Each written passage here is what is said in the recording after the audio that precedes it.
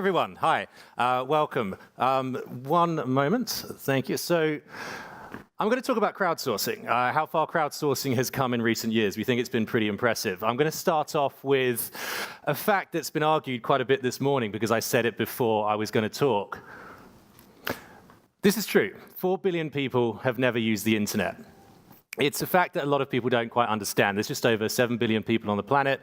4 billion people never use the internet. A lot of the world lives in poverty, lives in places that it hasn't had access to. However, it's changing. Individuals are coming online now quicker than they ever have before. We expect another 2 billion people to be online by 2020. These people are very, very different individuals. They come from different cultures, different lifestyles, different life pressures. And essentially, it means they use the internet in different ways when they first log on. So established internet users spend their time doing this. New internet users spend their time doing this. They need to have a solution to work themselves out of their current life situation. Now, the wealth of human knowledge can be found online. There's a guy called Sebastian Thrun, and I don't know if anyone knows who Sebastian is or what he's done, but essentially he was a VP at Google, did some good work for them, then became a professor at Stanford. He was teaching a course on AI. And Sebastian had a bold idea. He essentially said, well, why do we just have education provided by specific universities in specific places? It's quite elitist. What he wanted to do is see if he could put a course, put it online, and have anyone in the world apply for that course and take the course. So it's in AI, remember, they actually had 160,000 enrollments. Of the people that enrolled, 23,000 people passed, which 23,000 is quite a big number, which is quite good to see.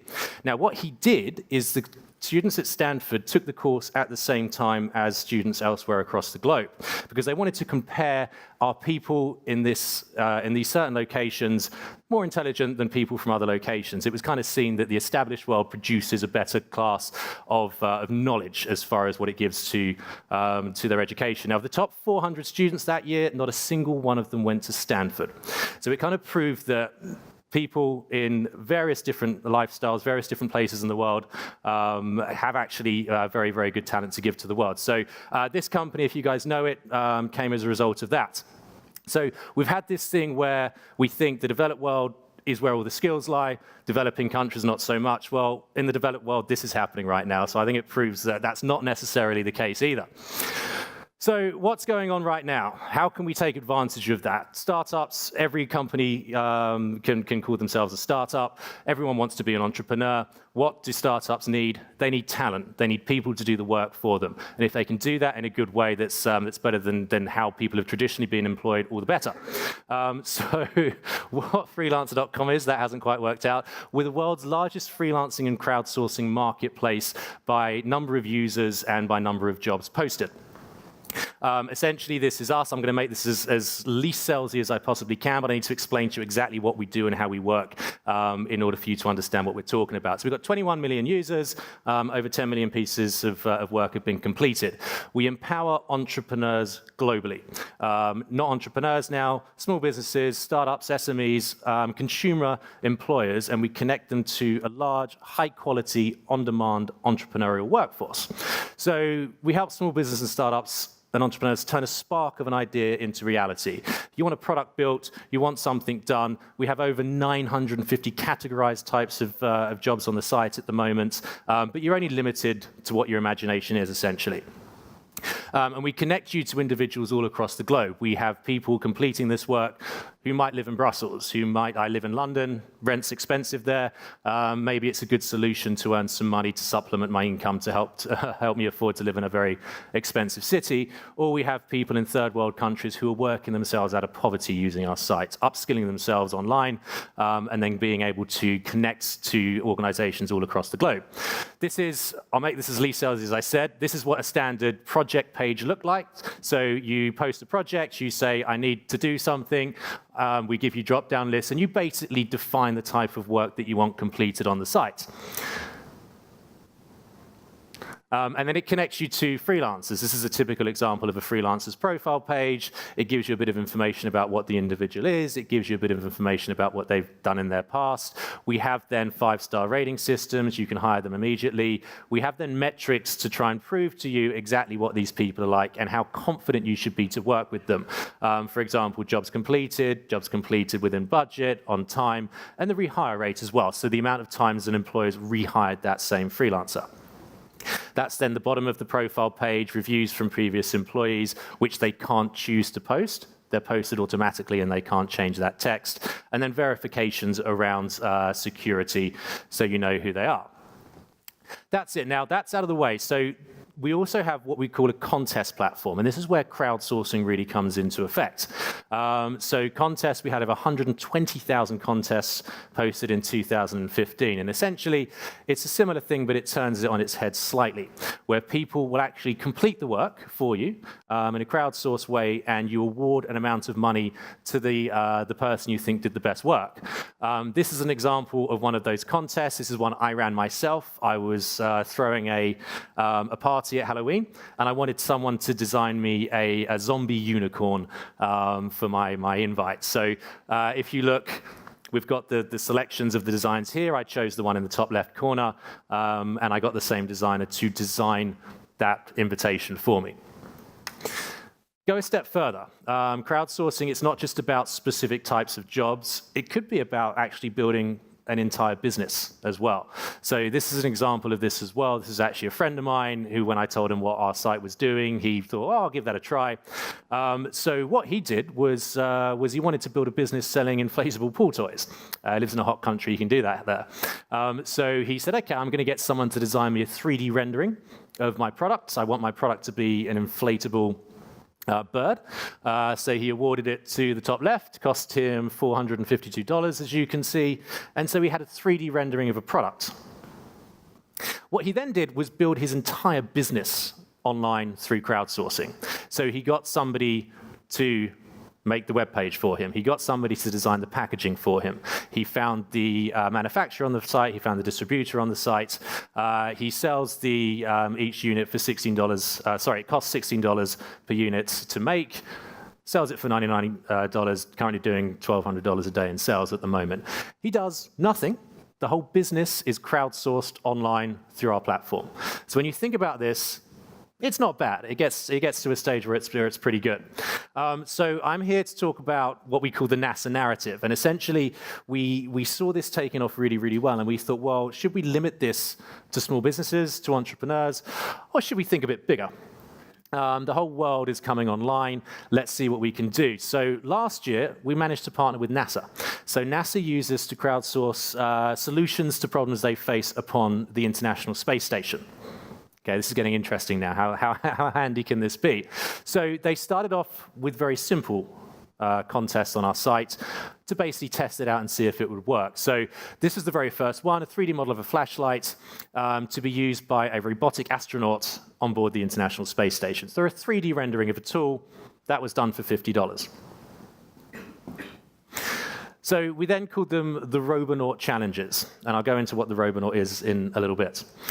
So essentially the first few projects that were completed, they kept them pretty simple again, and it was all about designing tools for the robot to use. An EVA handrail, what's that? It's design a 3D model of a handrail used during extravehicular activity, a spacewalk in other words. Remember that. And then a few other tools for the robot to use. That's the end design for the handrail. It's all pretty good quality. If you think about NASA and what they are as an organization, they're important. They're good, steeped in bureaucracy, takes a long time to get things done. Space exploration is relatively expensive. To get something like that done previously internally could have taken months and cost an absolute fortune. They decided to go to the external world to crowdsource it. It was done within a week for $50. So they started getting a little bit more complex, started trusting crowdsourcing a bit more, and said, okay, let's see how we can do this. So the next stage was to design the interface for a smartwatch app that astronauts would use when they're doing a spacewalk. Okay, it's the design of a front end of an app. They chose the top left as the winner. But then they thought, well, let's go a step further. So they actually got the app built through crowdsourcing on Freelancer.com as well. So there's a guy in the Ukraine. This is a case study we have online. Anton from the Ukraine decided to enter this contest, built an app for NASA. All of a sudden, he's got a job done for NASA. That's a pretty good thing to have on his CV. What about the next steps? So branding is a very, very important thing that NASA do. If you read the story in the NASA logo, it's a very, very interesting one. I recommend everyone reads that. So they said, okay, well, let's start to do some branding challenges and crowdsource them as well and see how that goes. So patch designs, logos, icons for internal departments of NASA is what they decided to put on the site. Now, this is, if you can read that text, a typical description of one of the contests for a logo design. So a lot of work goes into it. They want to explain as much as they possibly can about actually what the department is, what they need, what they'd like the visual representation of this department to be, and to make sure that people they're giving the crowdsource work to fully understand exactly what is required. This is the winner they chose for that specific one. So it's the International Space Station there. That's now a patch that a lot of the NASA staff use on their uniform, crowdsourced through our site by this individual. This individual we looked into. So this is the typical profile page. Suddenly they get a review from NASA, having worked for them, who gave them a 5-star rating. Luckily, they got the patch design for $250, as you can see, and they left them a pretty good thing, which is quite nice. Turns out, if you look at the stats on the top left, this was actually a husband and wife team, who are a design team based in a place called Bendigo in Australia, which is kind of in the outback, who would not have any form of way to actually work with big established organizations. All of a sudden, through the power of crowdsourcing, they've worked for NASA. So if you go to, this is where I'll stop being salesy, freelancer.com/contest/NASA. That's the site. If anyone in this room wants to enter one of the contests and try and get some work done for NASA, go to that and you can. The latest one we've got on there, now we're getting really, really complex, and this is really where things get quite interesting. So the NASA Tournament Lab and Freelancer, we've teamed up to basically start really aiding in space exploration now. So the latest set of challenges is there's a flying robot called the Astrobee, and they want somebody to design and then create a new robotic arm for this robot. Gets a bit more complex, so they do it in phases. So they basically want someone to create plans for how the arm's going to be built, and then they're going to pre-select freelancers based upon their background, their experience, their ratings, reviews, their metrics that they can see on our site. So these are the individuals that they've chosen to do that, and they're now about to start designing that. So we've got many other contests that NASA are putting on the site, and I really recommend anyone and everyone get there and see if you can do that. It's quite a good thing. So that's where we are today. Now this is the Robonaut that we spoke of earlier, shaking hands with an actual astronaut. It was a humanoid Robonaut. It's been, I think, on the International Space Station since 2011. And it basically does various dangerous tasks that might be considered too dangerous for a standard astronaut to do. Here's him meeting George Takei, so you can tell he's serious. It's all about space exploration. So it's something that's worked very well for them.